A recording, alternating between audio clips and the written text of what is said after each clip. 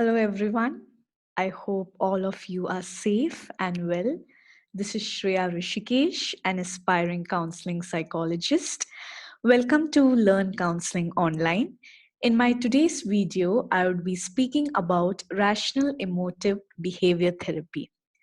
So let's get started.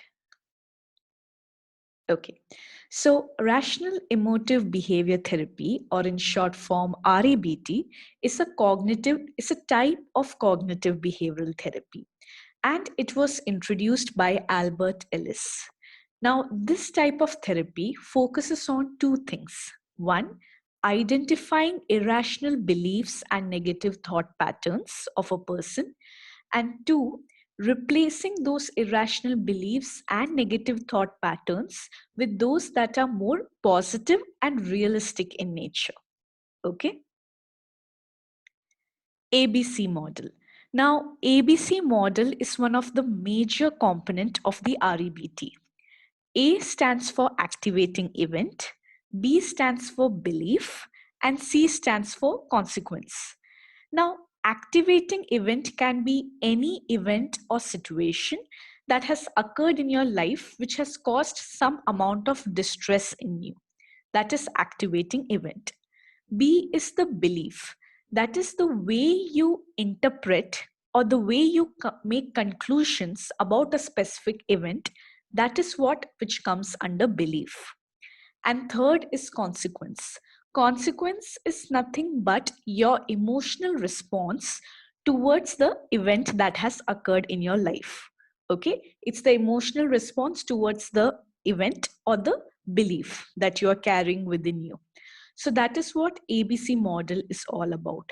Now, this model believes in the idea that how happy or unhappy you are does not solely depend on the events that are happening in your life. Instead, it depends more on how you are interpreting those events or how you make conclusions of those events. Okay? Disputation. So as I covered in my first slide, that REBT is all about identifying irrational beliefs and negative thoughts and replacing them with the ones which are positive and realistic, isn't it?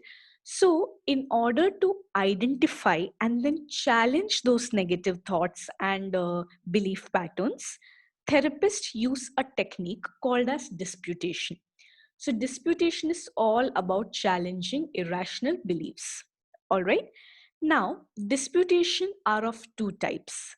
First is cognitive disputation, and second is imaginal disputation. So, under cognitive disputation, the therapist is very blunt with the client. Okay. So, the therapist openly questions the logic behind all of the client's beliefs. Now, this can be very unsettling for some people because, after all, there are many people who have been holding on certain beliefs for a very long period of time. Like it could be a period of 5 years, 10 years, or their entire life. Okay, so it can be very unsettling and emotional for some people. Second is imaginal disputation.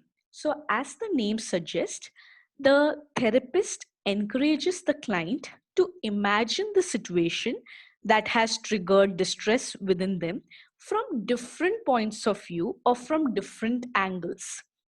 So sometimes what happens is when you tend to sometimes the issue that happens is that we tend to get stuck on with our own thought pattern or point of view over that situation, isn't it? So in such a scenario, when we start looking it at from different angles, our perspective and clarity over that situation increases. So many a times, this one simple step can help us to reduce the tension and anxiety or distress that we may be feeling because of that situation. Okay, so that is what disputation is all about. It's about challenging irrational beliefs, and it is of two types: cognitive and imaginal.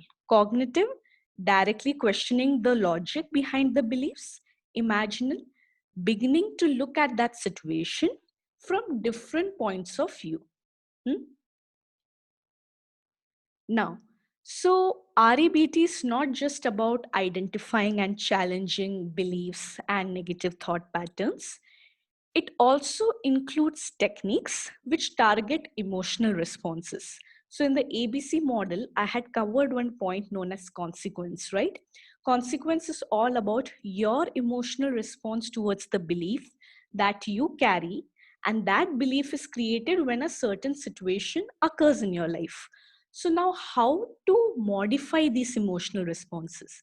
Because the moment you are able to tweak your emotions, automatically the way you look at scenarios also changes. So it is all like, interconnected, right?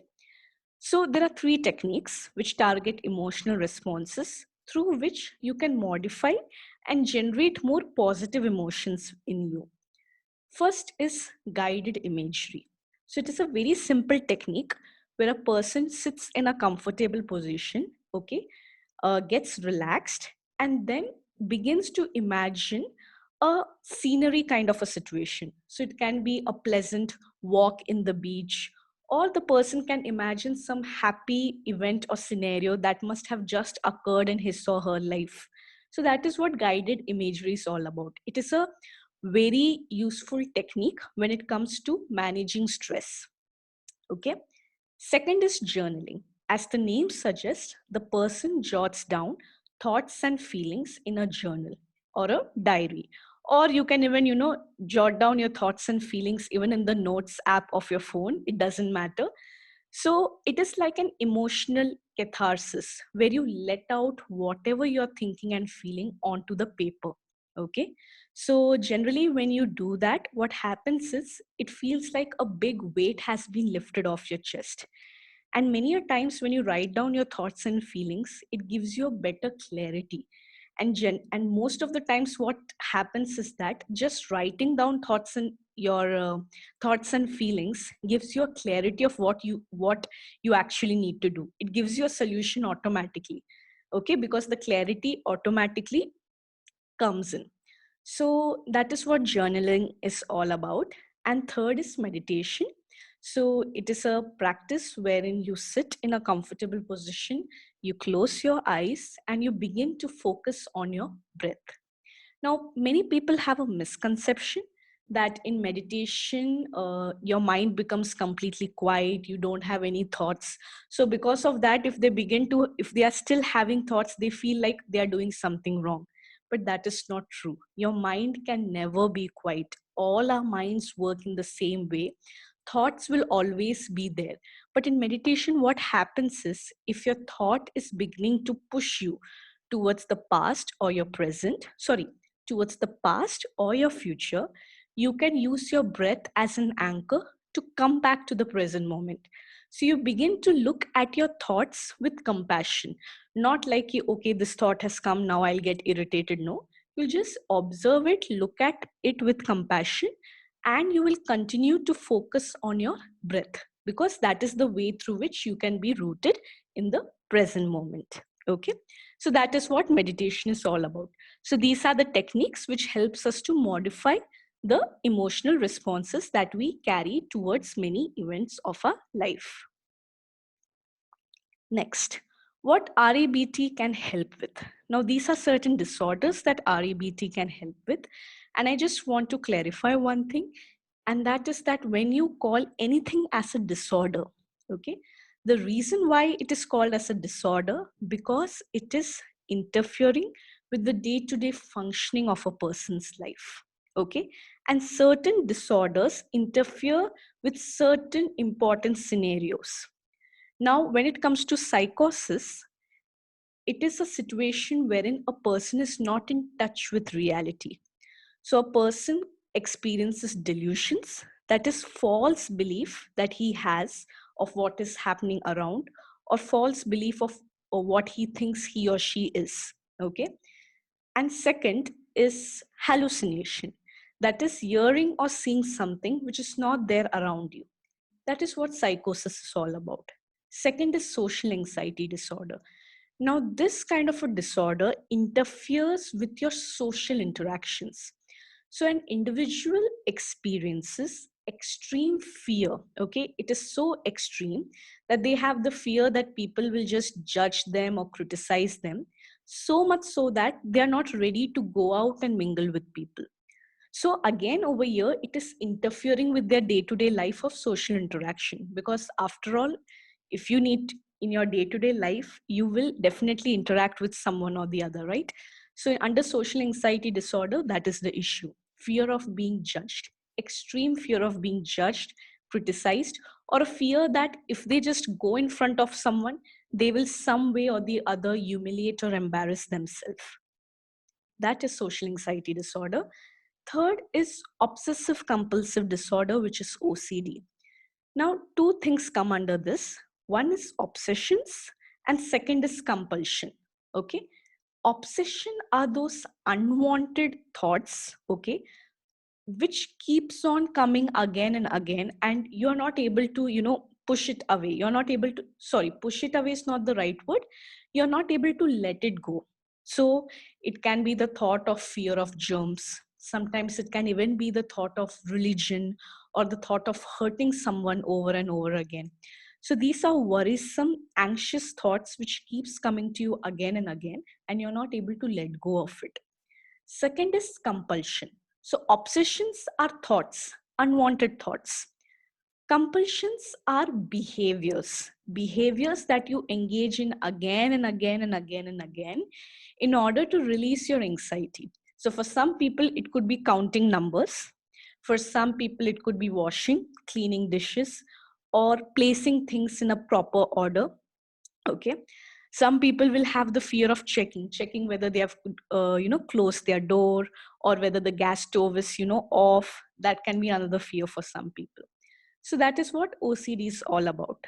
Fourth is depression. Now, many people have used depression interchangeably with sadness. Yes, sadness is a part of depression, but in this scenario, the sadness is quite intense and prolonged over a long period of time, so much so that the person loses interest in all activities. Okay, the person finds it difficult to wake up in the morning, cannot do simple activities like brushing teeth, eating food.